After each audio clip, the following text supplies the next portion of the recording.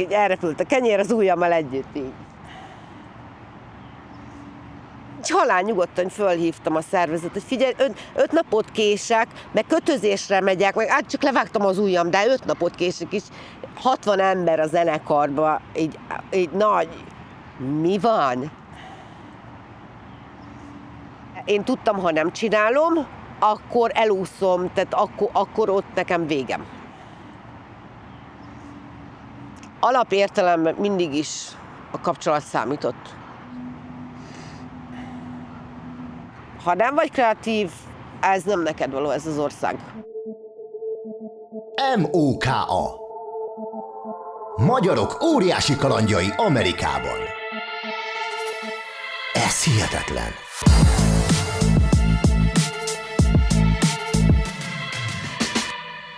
Ki az igazi Szűcs Lilla, aki éppen nem fuvalművész, vagy nem takarító, vagy nem szervező, nem social media managerként mutatkozik be, hanem csak te vagy?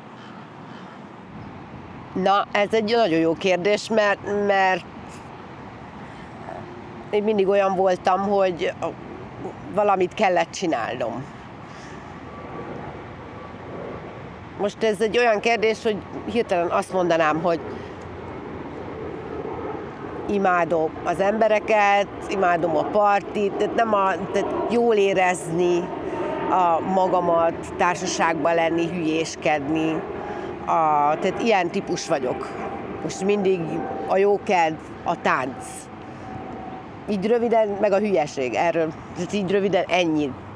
Így tudnám jellemezni a magam. Mert különben azt meg is beszéltük már, hogy nekem nem kell sokat kérdeznem, mert te majd csak mondod, mert eddig is így volt a telefonban is, meg amikor beszélgetünk, akkor is. Igen. Csak mondjad. Oké. Na, akkor kezdjük úgy, hogy mondtad, hogy a testvéred is zenész, hogy te neked a konzervatóriumban jártál, és fuvalaművész vagy. Igen. Tehát én amúgy nem is, mikor kisebb voltam, akkor nekem nem volt az agyamban, hogy na most én ez akarok lenni, hanem bátyám után nekem automatikus gondolkozás volt, hogy akkor én is az leszek. És csak csináltam a dolgomat lényegében. Tehát ő volt egy mintapélda számomra, és amúgy a családban senki nem volt zenész, senki, és ez úgy csak jött, hogy jól van, akkor a Krisztián tovább tanult a konzervatóriumban, és nekem automatikusan az volt, hogy akkor én is megyek. Miért? Követem. És ő most Krisztián éppen hol van? Ajkán, én ajkai vagyok, tehát anyukám és a testvérem otthon lakik. A zeneiskolában tanár, igazgató volt, és mellette a Pál utcai fiúkba a zenekar tagja 25-30 éve. Ő korán belekerült ebbe a könnyűzenei világba, annak idején itt játszott Deák Bél Gyulától, a Hobó, a mindenkitől elkezdve, szóval ismert zenésző, és aztán hát most tanár. De megmaradt még 1-2 zenekar, ahol nyilván játszik. 15 évesen az Aurora nevezetű zenekarba kezdte, tehát beszélünk 30 évvel ezelőttről. Ezeket én még ismerem. Igen. Szóval ez benne a vicces. Szóval azt mondtad, hogy te is Ajkára jöttél, és Bécsbe jutottál, idáig jutottál, de Bécsben is volt egy jó kis stop. Igen, mert a középiskolát én Magyarországon végeztem, a Kecskeméten, a Kodály iskolában, és én nekem már úgy kiskorom óta megvolt, hogy én nem szeretnék otthon lakni, és aztán turnézgattam zenekarral, kértem egy pár évet, majd felvételiztem Bécsbe, a Zeneakadémiára, és akkor fölvettek, és mielőtt már felvételeztem, 1-2 évvel kint voltam, elkezdtem dolgozni, és húzamosabb ideig lényegében ott voltam.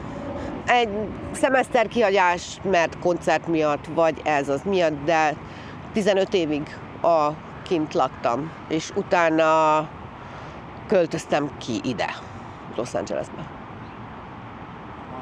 És volt olyan pillanat, amikor azt mondtad, hogy ezt nem hiszem, hogy tényleg itt tartok? Hogy ilyen is van, hogy ide kijövök? Igen, tehát azért, mert mivel egy szuper egyszerű családból származom, tehát egyszerű emberekről beszélünk, anyukám eladó, apukám a vízvezeték-szerelő volt, tehát ők soha nem gondolták volna, hogy valamelyik gyerek is egyáltalán külföld felé veszi az irányt. Hát minden családban, ha 2 gyerek van, az egyiknek rosszabbnak kell lenni, tehát én voltam ez, aki az bevállalós, és már csak akkor is, és én majd megmutatom címmel, és mikor én kikerültem Bécsbe, akkor 2000-ről beszélünk, teljes mértékben kinyílt a világ. Tehát már akkor otthon is javultak a dolgok, de akkor is Ausztria volt, és akkor láttam, hogy jaj, hát milyen, ezt is lehet, így is lehet, és mit, hogyan, és elkezdtem csinálni a dolgaimat, és ide jutottam. Utána elkezdtem szervezni, és már akkor már egyszer csak azt vettem észre, hogy oké, itt vagyok. És akkor és nem hittem el, hogy oké, itt vagyok. És most akkor mi lesz? Tehát nehéz volt nekem is elhinni, hogy csak úgy fogtam magam, összecsomagoltam, és akkor bevállaltam azt, hogy én most kijövök. A te történetedben mi volt a hajtóerő? A zene, a fájdalom, vagy pedig az, hogy amit te mondtad, hogy bizonyítani akartál? Hát az egész az úgy kezdődött, anélkül én ide ki se jutottam volna, mikor édesapám meghalt, megviselt is, hogy ne kattanjak be, tehát el kellett magamat foglalni valamivel, és nekem volt egy osztálytársam, aki már akkor koncertezett, és egyszer csak láttam, azon vettem észre magam, és kérdeztem meg magamat, hogy hát ha ő is meg tudja csinálni, akkor én is. Az semmibe nem kerül, hogy én kikeresek címeket, maximum azt mondják, hogy nem. És akkor én ezt így elkezdtem írogatni szervezeteknek, minden egész Amerikába. Már rég elfelejtettem, hogy én már írtam, és egyszer csak látom, hogy igen, és akkor hogyne, persze, és jöttek a visszajelzések különböző városokból, na akkor így elcsodálkoztam, hogy oké, akkor ez most komoly. És én csináltam egy 5 hetes koncertturnét magamnak egyedül, de én úgy kijöttem $50, tehát azt sem tudtam, hogy mi, de a szervezési készségem az mindig jó volt. Tehát úgy leszerveztem, hogy szállás, vagy ismerősnél, vagy egy volt osztálytárs apukája kint dolgozott, és akkor tehát minden követ megmozgattam, hogy meg el tudjak intézni egy ingyenes szállást. És ebben a szervezésben jó voltam, és kijöttem $50, és akkor így egy pár e-mailből egy 5 hetes lett, 5 hetes tour, Washington, New York, Frisco, Arizona, Nevada, és a legvégén Los Angeles volt. És már akkor Magyarországhoz képest egy modernebb világban laktam, nyilván Ausztriában. Na de onnan megint úgy kijöttem, és már megint azt vettem észre, hogy már még egy újdonság. Ez az ország, tehát még mindig tudtak újat mutatni, és akkor jöttem rá, hogy már 15 éve kint vagyok Bécsbe, és kicsi volt, tehát ismertem a város minden zúgát, és kijöttem ebbe a hatalmas nagy országba, és akkor jöttem rá, hogy aha, lehet, hogy ez lesz a következő lépés, ahova én szeretnék menni, de akkor még ez évekkel ezelőtt volt, mielőtt kiköltöztem, de megfogott, tehát akkor rájöttem, hogy kicsi. Úgy visszamentem Bécsbe, emlékszem, és minden olyan kicsinek tűnt, és kellett a nyüzsgés, meg a nagyság, amikor először jársz New Yorkba, és csak az emberek, és a pörgés, nekem az mindig fontos volt. Aztán kétszer, még háromszor megcsináltam, megszerveztem, hogy ugyanilyen túrt, akkor már nyilván a másodiknál már információkat gyűjtöttem, biztonság kedvéért, hogy azért előkészítsem magamat, és hát a harmadik alkalom az kijöttem, visszamentem karácsonykor, még volt egy-két dolgom az egyetemen, elrendeztem, és mindent feladtam, és akkor jöttem. A fuvola választott téged, vagy te választott a fuvolát? Miért fuvola? Ez honnan jött? Amikor elkezdtünk zeneiskolába járni, első osztály, szolfés csoportban az első osztály elvégzés, tehát a tanév végén szolfés tanárnéni mondta, hogy na, ő kiválasztotta mindenkinek, mert hogy jó a hallásod, vagy nem. Jóval Lilácska, te mész hegedűre, és én utáltam a hegedűt. Én nem megyek hegedűre. Oké, akkor menjél fuvolára, de fogalmam se volt, mi az a fuvola. Csak mondta, hogy menjél ide át Marika nénihez, a szomszédterembe. És így fogalmam nem volt melyik hangszer, tehát úgy mentem, hogy oké, mindegy, csak ne hegedű. És itt ragadtunk. Szóval akkor tulajdonképpen a fuvola választott téged? Hát, igen, valószínű, igen, mert nekem fogalmam nem volt maga a hangszerről. És mikor lett ebből szerelem? Amikor már amikor középiskolába, konzervatóriumba kezdtem el járni, akkor nyilván egy olyan közegbe kerül az ember, ahol mindenki verseng, és akkor egy első osztályos esik le, hogy itt egy igazi szakmáról van szó, és mindenki akarja a jót, és itt komolyan kell gondolni. Nyilván láttam embereket, meg ment a hír, hogy na, ő most versenygyőztes lett, ő ez, az, amaz, ezt nyert, azt nyert, és ez így motivált engem is, hogy oké, tehát ezt 13 évesen egy 8. osztályos általános iskolás nem fogja megmondani, nem is fogja tudni megmondani, hogy na, mi motivált.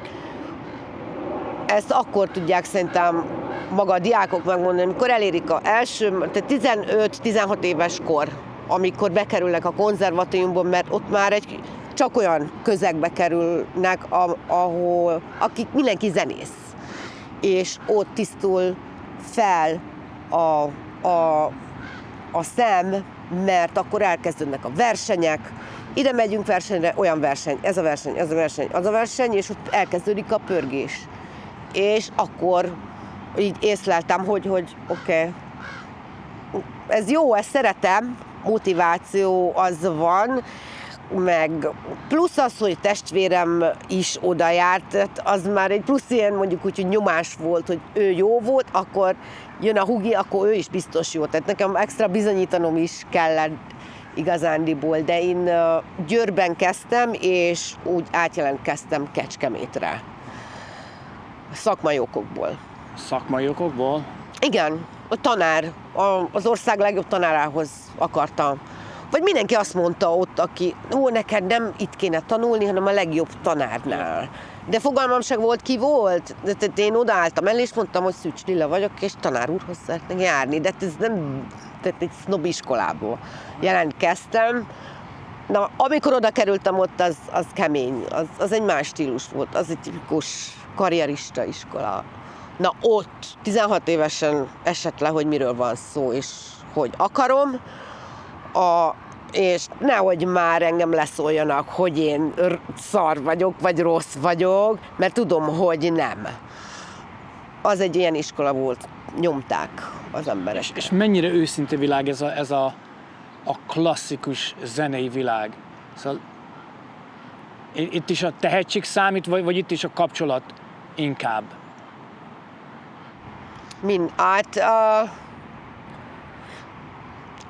Alapértelemben mindig is a kapcsolat számított, meg a pénz.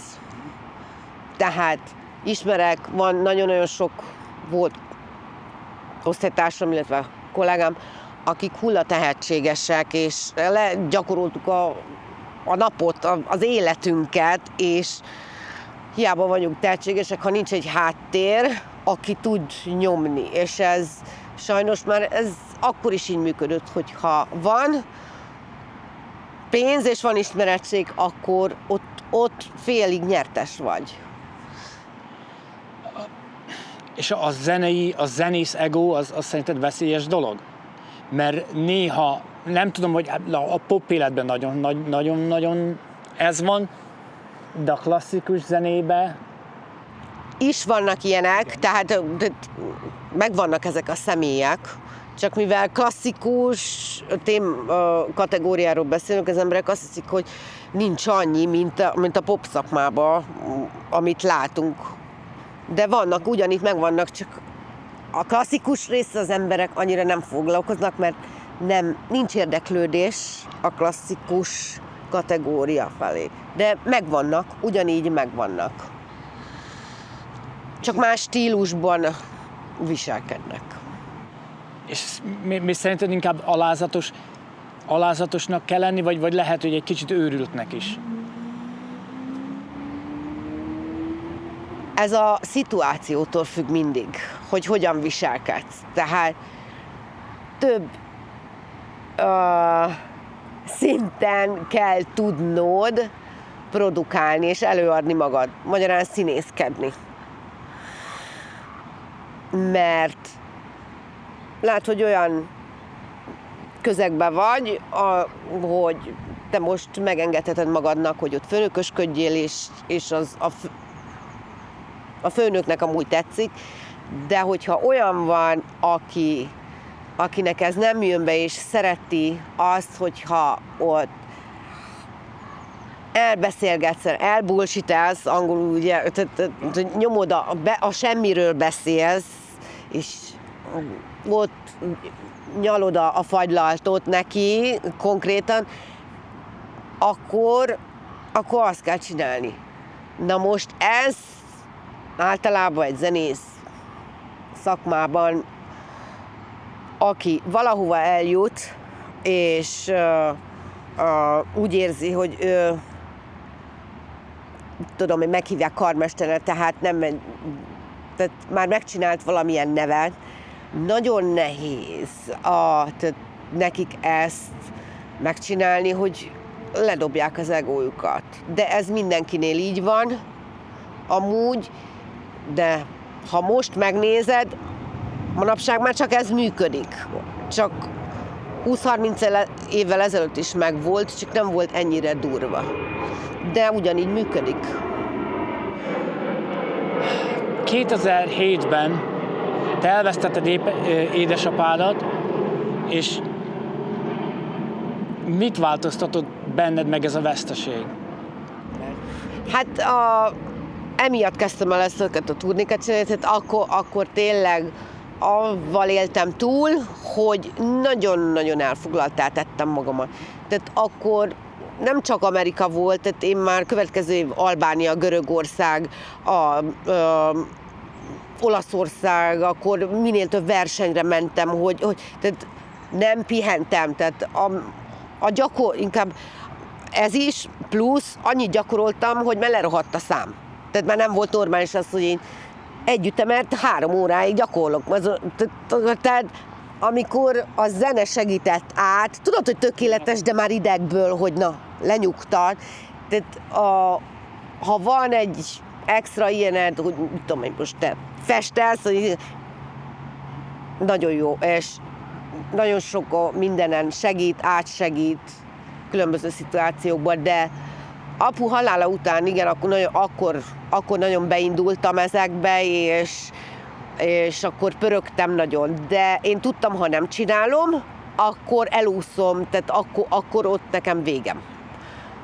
És így éltem túl, hogy nagyon kevés időm volt gondolkozni, hogy meghalt, hanem ugye a telefonok, 25, itt, azért, akkor holnap, Tirana, oké, nem, akkor Atén, itt, tehát sikerült úgy a dolog, hogy még véletlenül se legyek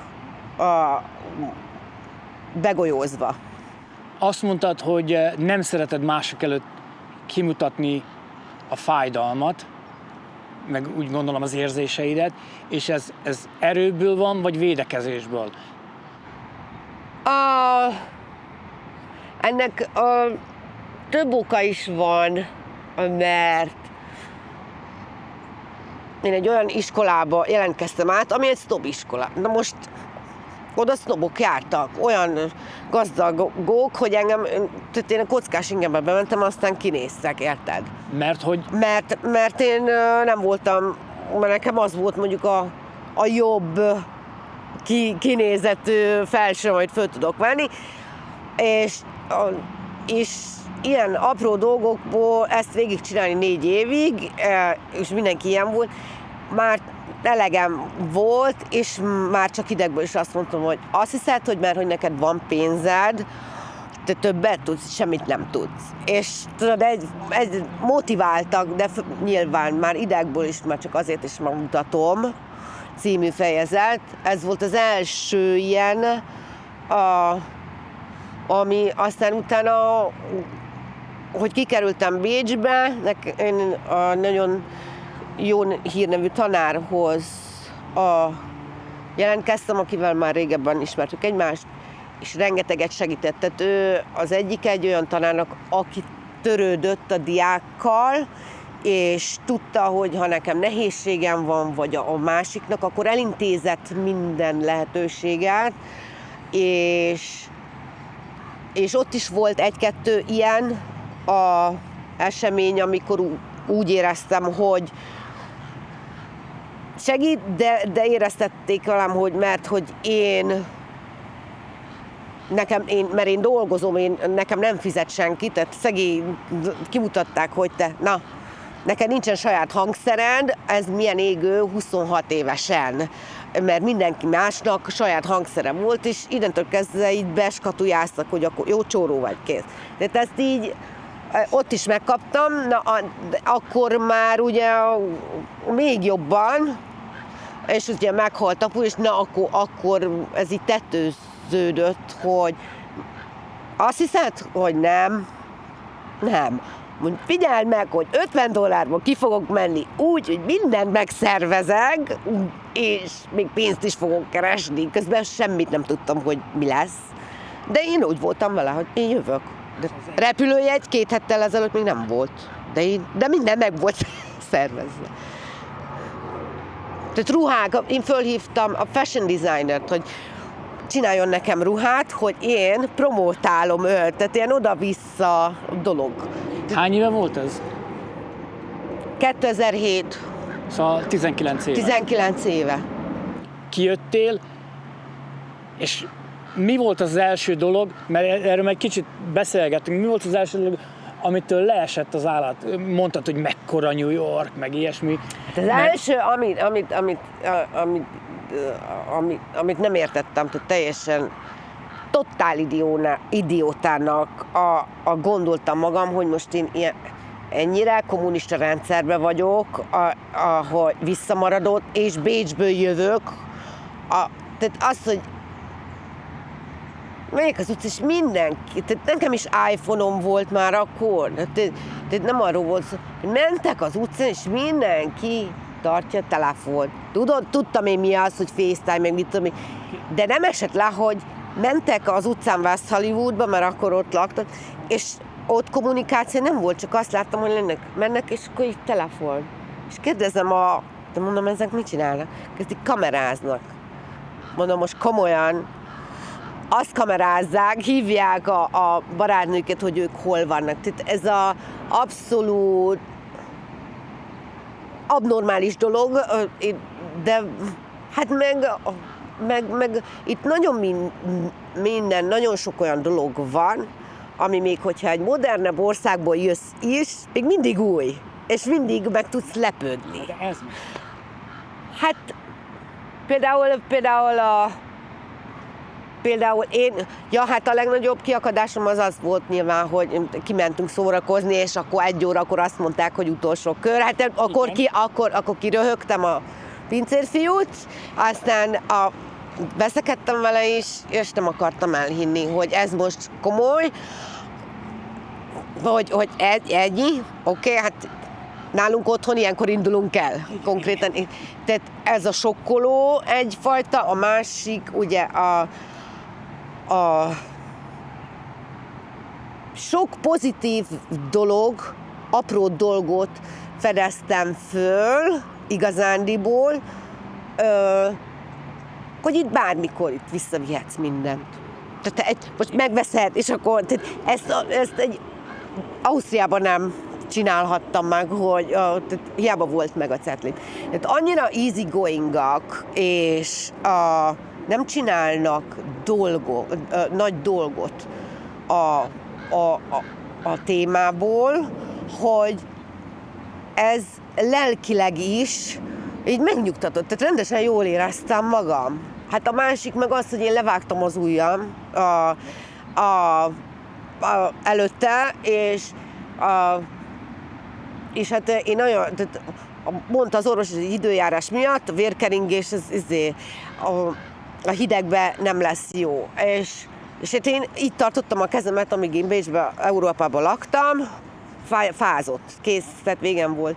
És mikor én először ide kijöttem, csak azt vettem észre, hogy már nem tartom úgy az ujjam, tehát ki tudtam nyújtani, és nem fájt. Tehát maga az időjárás jó. Most nem azt, hogy emiatt költöztem ki, de az easygoing élet, hogy valakinek problémája volt, akkor nem dráma volt, és fölkötöm magam, és nincs megoldás, és ilyen halál nyugodtan fölhívhatta, hogy akkor nem tudom kifizetni, részletfizetés. Tehát mindent meg lehetett valahogy oldani, és ez is csodálkoztam, hogy én egy modernebb országból jövök, de ez tök jó. Tehát ott is voltak jó dolgok, de a stressz és az életvitelt azért teljesen más. És valószínűleg ezért ennyire nyugodtabban így élnek itt, mert könnyebben megoldhatóak a dolgok. De egy tök szépen így átsiklott rajta. Ja, hát levágtam az ujjamat. Ja, igen. Hát friss volt a kenyér, és főztünk, és kenyérvágó masinával kenyeret akartam vágni, és friss volt a kenyér, és így elrepült a kenyér az ujjammal együtt. Így néztem, hogy hol van. Föl se fogtam, de én begyalogoltam, az ujjamat fogtam, a kórházból, mondtam, olyan hoztam az ujjamat a doktor bácsinak, és mondta, hogy tök jó, de hát hiányzik egy porc amúgy, szóval felejtős, le kell vágni. Egy hét múlva mentem volna turnéra Kínába, de az mondtam, hogy még azt sem tudtam, hogy elérem-e a billentyűt, vagy sem. Befenyítettem az orvost, hogy annyit vágjon le, hogy én megyek ám turnéra, tehát nem tudok elmenni, akkor agyon mellek. Tehát úgy vágd le. Tehát eszemlé nem voltam nyilván.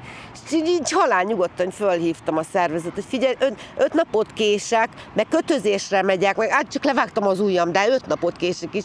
60 ember a zenekarban, így nagy. Mi van? Tehát ez normális? Levágta az ujját, és így mondja, mert én napokig sokba voltam, hogy mi. 5 nap múlva megyek, old meg 5 napig, de ott leszek. Hát, mi a tanulság? Ne vágjál kenyérvágó masinával szuper friss kenyeret. Vagy jégkrémet? Ja, így van, tehát. De erről majd én mesélek neked. És mennyire volt nehéz újra kezdeni innen, mint tulajdonképpen senki? És ez nagyon kemény szó, hogy senki, de tudod azt, hogy... Igen, a legaljáról megint, tehát Annyi volt talán a szerencsém, tehát nem volt könnyű. Azt nem mondom, mert semmi se könnyű. Tehát előről kezdeni nem. De ez már nem az első ilyen akcióm volt, mert hát mikor kimentem Bécsbe, ott is ugyan ez.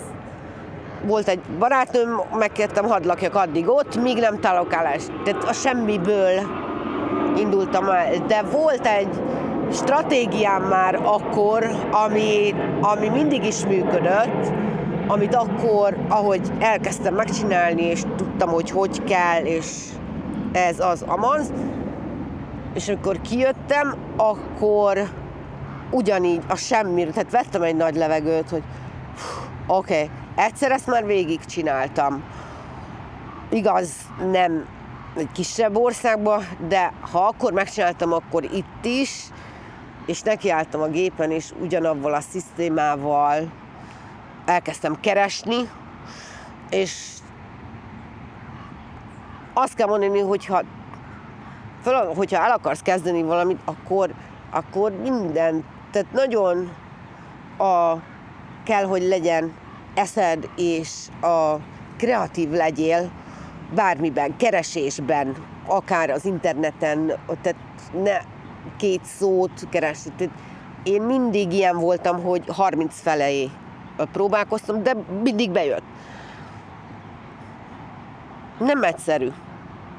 Mert otthon mindenki azt látja, hogy pálmafák, kék az ég, hú, de jól süt a nap, meg hogyha már az ember ott van, akkor tudja, hogy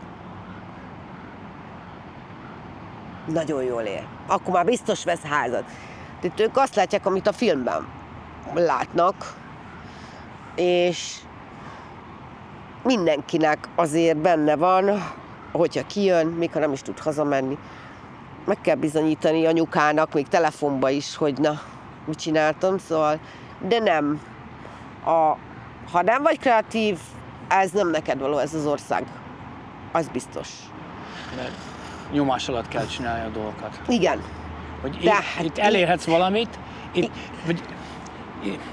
ez a lehetőségek országa, igen. Mert itt megvan az a lehetőség, hogy el fogsz tudni érni valamit, ha tehetséges vagy ha iszonyatosan nagy szorgalommal nyomod. És kreatívnak kell lenni, tehát ez sajnos ez egy ilyen ország, hogy itt bármit el tudsz kezdeni csinálni, a lényeg az, hogy hogyan prezentálod. Ennyi.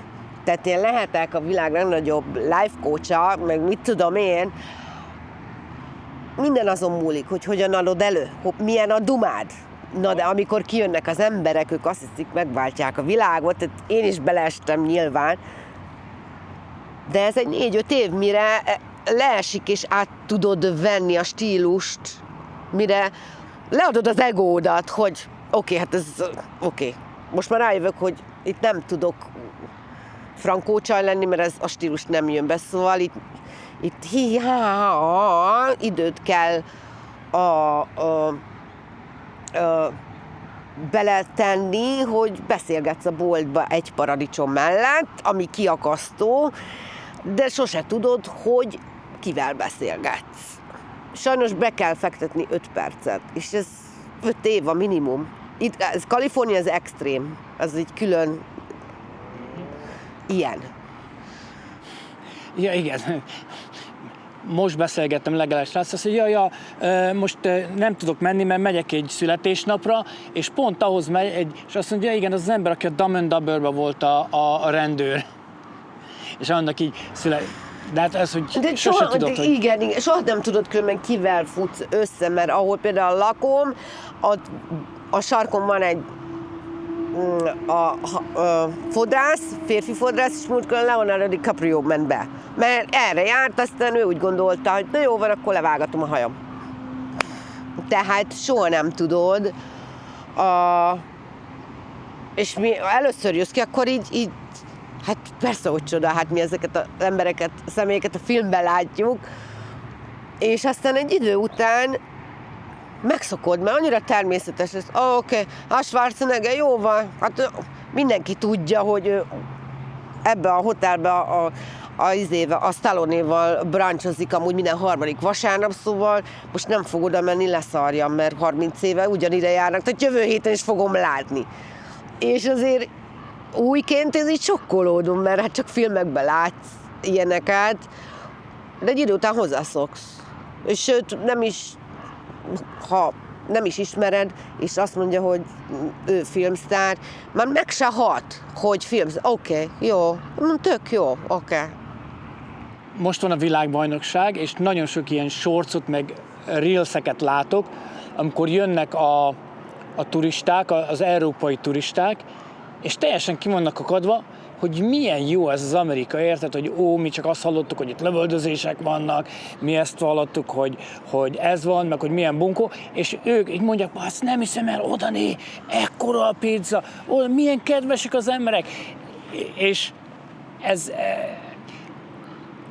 ez annyira furcsa nekik, mert a médiában azt látták, hogy az amerikaiak bunkók, senki nem tud semmiről, meg mindenkit lelőnek, amikor, ezt már mondtam múltkor, hogy Európában több ember halt meg a hőgutában, mert nincs légkondi, mint itt lövöldözésben. Pedig itt aztán van elég, igen. Van elég. A kérdés az lenne ezzel kapcsolatban, hogy téged, nem azt mondom, hogy meghurcoltak, de éreztették veled, hogy te bevándorló vagy ugyanúgy elfogadtak? Ez úgy működik szerintem, hogy ha hagyod, akkor, és nem állsz ki magadért, akkor úgy is fognak veled viselkedni, de amúgy teljesen mindegy, mert igen, de hát akarva, akaratlanul vannak jelek, amikor érzed, hogy mondjuk úgy lekülföldiznek. Tehát így nem direkt, de főleg, hogyha hagyod magad, és nem is állsz ki saját magad mellé, akkor meg triplán. Látják a gyengédet, és onnantól kezdve, akkor ebben nagyon profik lenyomni. De van úgy, hogy te tök jó, te Igen, tehát de nem azt mondom, hogy tehát van mindenféle. De ha kedves vagy, tehát ez ezen múlik. Ez Amerika. Los Angeles. Haha, hihi, vigyorog. Tehát, ha kedves vagy, és fülig ér a szád, akkor teljesen mindegy, hogy te most 6-szor voltál börtönbe, és mondjuk tudja, akkor kedvelni fog, és kész. Tehát nehéz, tehát ezt meg kell tanulni, meg hát idő, mindent ki kell tapasztalni. Ez nem csak úgy jön, hogy kedden te már tudod, hogy mit, hogyan kell csinálni. Idő. És ez minimum 3-4 év, mire egyáltalán megszokod a környezetet. Aztán még plusz 2 a stílust. És azért azt mondjuk, az eleinte nem lehet mindig a karrieredből megélni, szóval nagyon sok ember... Ó, persze. Nem azt mondom, lehet, hogy ez csúnya, hogy le kell alacsonyodni, vagy azért a magyarok, a magyar fiatalok, vagy az európaiak azért, ha te művész vagy, akkor azok szerinted szégyellik, hogyha neked most fizikai munkát kell végezned? Ez szerintem attól függ, hogy amikor kiköltözik előtte, csinálta már ilyen munkát, vagy volt-e olyan szituációja, most teljesen mindegy, amiben megalázták, vagy nem, szóval ez komoly tréning, agyilag kell bírni, mert nyilván mindenki úgy jön ki, hogy megváltom a világot című fejezet, csak azt mondom, amikor kint vagyunk, és már ott vagyunk, hogy már itt akkor túl későn jövünk rá. De én mindig azt mondom, hogy nem a szomszédba utaztál, tehát annyira ugrálni nem tudsz, hogy most holnap hazamegyek, és ha már kint vagy, most vagy bevállalod, és takarítasz, és szívsz egy évig inkább, de közben próbálod fölépíteni az eredeti szakmádat, vagy egy retúrjegyet vettél, aztán mehetsz haza 3 hónap múlva. Tehát ehhez ilyenkor el kell gondolkozni, hogy miért is jöttem ki, és hogyha neki nem tetszik, hogy úristen, le kell alacsonyodnom, akkor meg fog halni, kész. Tehát itt ez működik. Le kell adni az egódat, mert ha nem adod le, nem mész semmire vele. Ennyi. És egy művésznek van joga üzletembernek lenni, mert azért nehéz szerintem, mert ti nem egy művész, nem üzletember. És nehéz, hogy oké, nekem most ez és ezt meg kell, hogy kapjam, mert ennyit ér az én tehetségem. De ez valahogy a művész szakmában ez nehéz. Ez inkább a tanításnál látszódik jobban, hogy ugye te mennyit kérsz egy óráért, mert te azt a tudást, abban én belefektettem 35 évet, és ennyi. De te azt tudod, hogy te egy olyan órát és olyan tudást adsz át, amivel ő profi lesz. Csak ez se olyan úgy megy, ahogy mi elképzeljük, hogy kijövünk, és akkor én majd hirdetem magam. Annak idején sem volt ez már annyira könnyű, de nem volt annyira rossz. Tehát még esélyed volt jó növendéket, jó árban, 14 évvel ezelőttről beszélünk, amikor még olcsóbb volt minden, találni. Bejött a Covid, minden téren, az összes szakmába, akár babysitter, a tanár, online, mindent mindent elrontottak.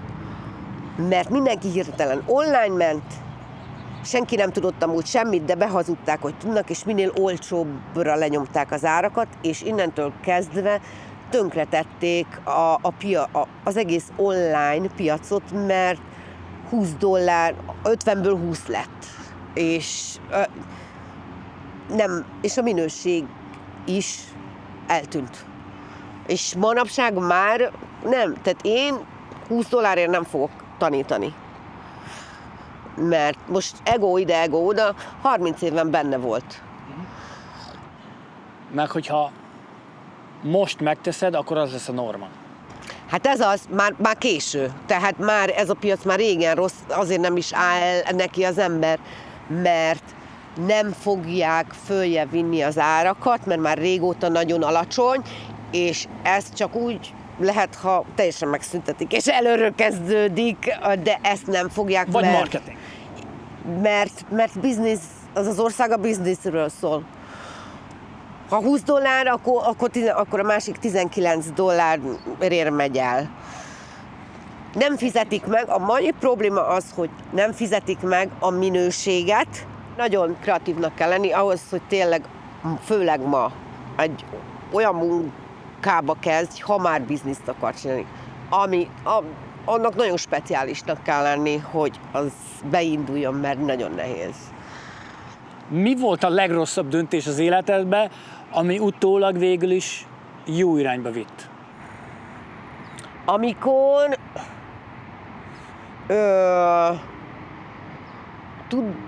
tudat alatt tudtam, hogy a szakmában ennyi idősen már én nem lehetek szupersztár, tehát amire tehát tudtam én ezt tudat alatt, de hát nem akartam elhinni, tehát nehéz volt bevallani, tehát áltattad saját magadat, de mégis nyomtam és csináltam a koncerteket. Ha már nem lehetek 20 szupersztár, akkor úgy próbáltam kompenzálni ezt a fájdalmat, ahogy szerveztem koncerteket különböző országokba, hogy na legalább akkor az legyen meg, hogy én meg tudok ilyet csinálni egyedül, és akkor igen, tehát amikor így realizálod, hogy a zene egy olyan, mint egy balettos, tehát 26, max 28 éves kor, aztán viszontlátás, itt vége a karriernek. Viszont mint a sport, minden nap gyakorolni kell, és edzeni. Tehát ha fiatalon nem vagy jó, nincs biztos alap kapcsolat, kész, ennyi. Mi az, amit a legtöbb ember félreért rólad, vagy benne?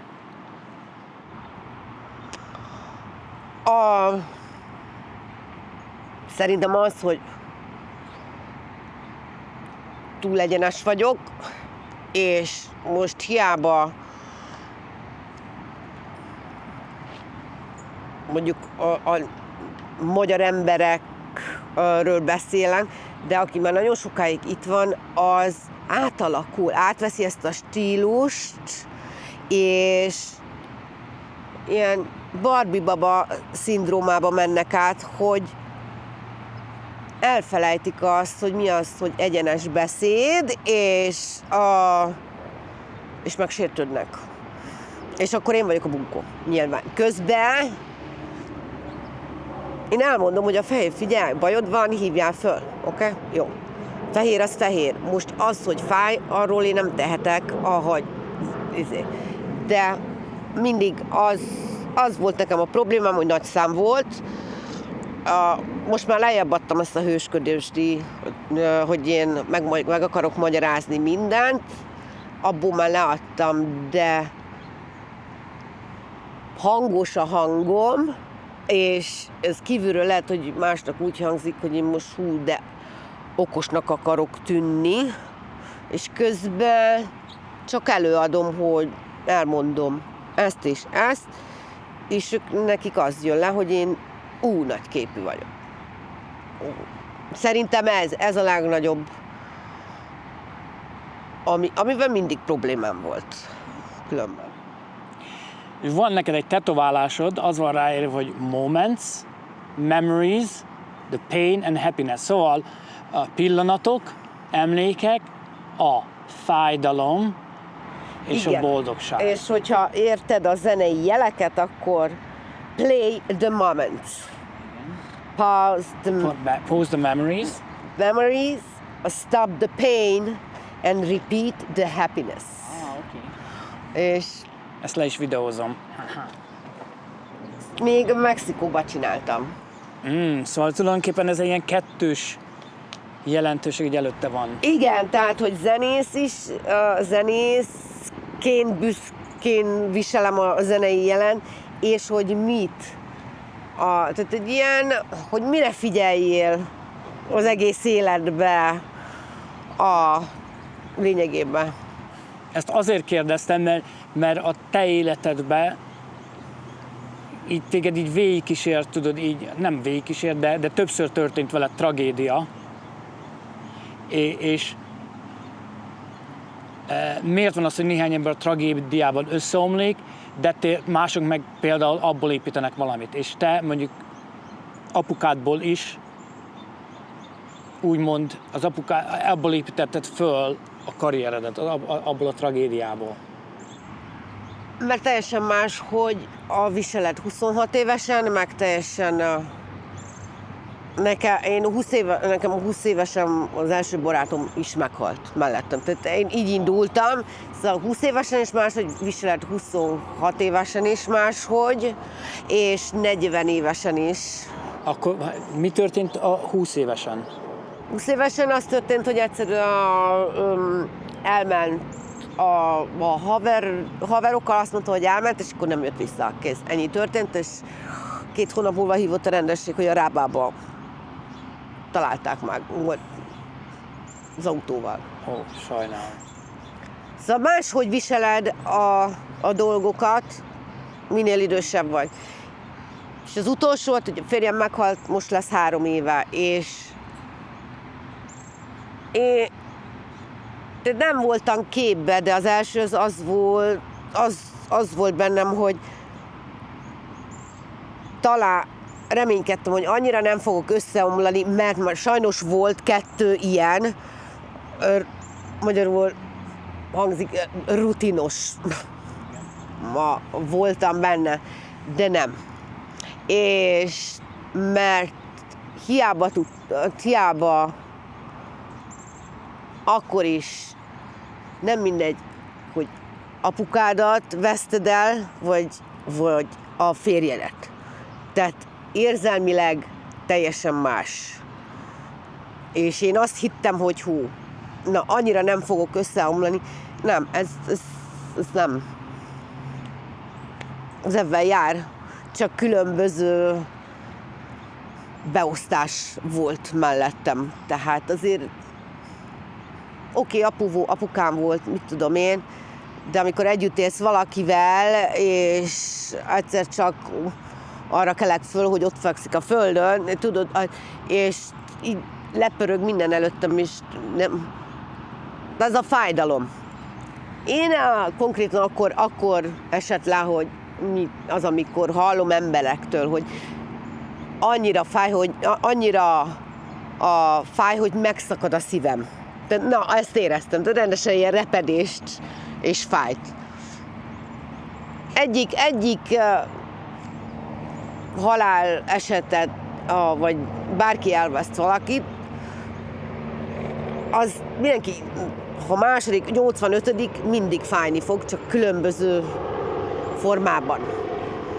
Erre nem tudod azt mondani, hogy faszacsaj vagyok, mert már egyszer ez volt ilyen tragédia, és ebből építettem föl magam. Azt hittem, de nem. Tehát ez gáz. De igen, ez nem, erre nem tudod mondani, hogy van rutinod a fölépítésben, mert minden szituáció más. Hogy lehet ezt túlélni? Hogy mi a legkönnyebb módja, mert... Hát szerintem nekem csak az volt a szerencsém, hogy ott van mert nekünk van 2 kutyánk, tehát a kutyák segítettek, és annyira nem voltam képben, hogy nem tudtam mit csinálni, mint külföldi, azt tudtam, mi van, tehát én Google másnap beírtam, mint egy gyogyós, hogy mit kell ilyenkor csinálni. Tehát sok papírmunka volt, és nem volt időm rá gondolkozni, mert közben intézkednem is kellett. És lehet, hogy ez is volt a szerencsém, hogy nem kattantam be, hogy el kellett intézni a dolgokat. És nem csináltam meg senki helyettem. De nap végén nyilván azért ott volt a 2 kutya, és azért ők nagyon-nagyon sokat segítettek, hogy ott voltak a mellettem is, és érezték ők is, tudod, szomorúak voltak, volt dráma, tehát az tény és való, de kell valaki. Amikor, főleg egy Amerikában, ha vagy, és főleg mindenki kössön life insurance-et, mert anélkül véged van, mint nekem, de volt ott dráma, hogy mikor, hogyan, kutyákkal is, és nehéz volt. De próbáltam nem tudomást venni, de hát most hülye hangzik nem tudomást venni, de mindig valamit, hogy elterelni a figyelmemet, vagy inkább intézkedtem. Az első hónap tragikus volt, én végigbögtem, de utána már fölgyorsultak az események papírügyileg is, és avval kellett foglalkoznom. És a kutyák ki kell vinni, schedule az megmaradt reggel, délbe, este, szóval próbáltam nem elhagyni magam, de hülyeséget hazudnék, ha azt mondanám, hogy nem. De összeomlottam, kész, ennyi. Tehát egy külföldi egyedül nem tudja ezt megcsinálni. Tehát kell egy segítség, egy ember, hogy szupportáljon téged lelkileg, vagy csak rád nézzen, hogy van mit enned. Na, jól van, mert egyedül ebbe bekattan az ember, ha nem erős. Itt láttad meg, hogy kik az igazi barátaid, nem? Hogy az emberek hívogattak, de... Igen, de hát ezt nem tudjuk szépíteni, ezt a dolgot. Ez megint egy olyan téma, hogy mindenki tudja, de nem akar beszélni róla, mert ha valaki kimondja, mint például most én, mert nagy a szám, akkor én vagyok a bunkó. De mindenki tudja, nem újdonság, hogy ez mindig így működött. Sajnos, hogy amikor dráma van, akkor eljátsszák, hogy egyből hívnak, és akkor hi-hi-ha-ha-hú, aztán ha kiírnám a temetést, és mit tudom én, meghívásos alapon lenne, akkor megsértődik, hogy őt miért nem hívtam meg. De őt már nem érdekli, hogy én azért nem akarom, mert nem drámát akarok, hanem közeli ismerősöket. De a Juliska eljönne, csak hogy ott érdeklődjön, és akkor sértőd, tehát ilyen dráma az egész, és számolni kell vele minden esetben, hogy emberek lekopnak. A legrosszabb, amikor abban számolsz, akivel tényleg nem gondoltad volna. Ez hányszor van ilyen az életben? Ó, de hát mindig de mindig valahogy eljutsz odáig, ha megismerkedsz valakivel, hogy eljutsz odáig, hogy megbízol benne. Valahogy mindig, pedig már tanultál belőle. És mindig ugyanúgy beszívjuk amúgy, de ez egy olyan téma, aki mindenki tudja. Az emberek ilyenek. Akkor derül ki, hogy ki az igazi barát, amikor a szarban ott vagy, vagy nem. És kész, ennyi. Tehát ezen szépíteni nem lehet, és ennyi. Sok mindenről beszéltünk, de mi az, amiről nem beszéltünk, de mindenféleképpen beszélni kéne. Erre adok 10 másodpercet neked, amíg én elmondom a mondókámat, szóval ezen tudsz gondolkodni. Okay. A mondókám pedig az megint mindig ugyanaz, hogy 51% az embereknek, aki nézi ezt a műsort, nincs feliratkozva. Itt meg tudjátok tenni, ez nektek ingyen van, ez nekünk a világot jelenti. Ha feliratkoztok, lájkoljátok a műsort, elkülditek másoknak, ezzel segítitek az algoritmust, hogy más emberhez is eljusson a műsor, sőt, ezzel mi minőségi műsorokat fogunk tudni csinálni, több műsorokat fogunk tudni csinálni. Talán még lesz arra is pénzem, hogy elmenjek egy logopédushoz, hogy normálisan tudjak beszélni, és talán még az Attilának is fogunk tudni fizetést adni. Szóval, hogyha megteszitek, itt alul föl tudtok iratkozni, osszátok, lájkoljátok, és akkor megkérdezem megint azt a kérdést, hogy mi az, amiről mindenféleképpen beszélnünk kéne. Amerikával kapcsolatban? Vagy úgy általában kérdezed? Igen, ami neked a veszőparipád, mint hogyha valaki tőlem megkérdezi ezt, én mindig azt mondom, hogy save that money, tegyél el 10%-at a fizetésedből. Erre mondjuk te azt mondod, de nem érted, én nem keresek semmit, vagy keresek $10, oké, akkor tegyél $1. Ó, de nem érted? 20 000 forintból, akkor tegyél 2000-et. Hát, de nincsen, akkor ne vegyél cigit, ne vegyél ezt, ne vegyél azt. Ez az én veszőparipám, és én is ezt idősen tanultam meg, és ezért rugom magamat segbe, mert hogy én ezt nem azt mondom, hogy ezt tudom 20 évesen, mert tudtam 20 évesen, de nem mindig csináltam. Nem vetted komolyan akkor. És ha most így látnád, hogy az mennyit jelent, akkor nem lenne. Hát én erre azt mondom röviden, hogy mindenki okosan csinálja a dolgát. Amit tud, és van lehetősége, csinálja. És teljesen mindegy, hogy ki mit csinál. Pénz kell, pénz kell. Ha egy esélyed van erre, és muszáj bevállalni, akkor muszáj bevállalni. Tehát okosan, és főleg ma nagyon nehéz, tehát minden lehetőséget muszáj megragadni.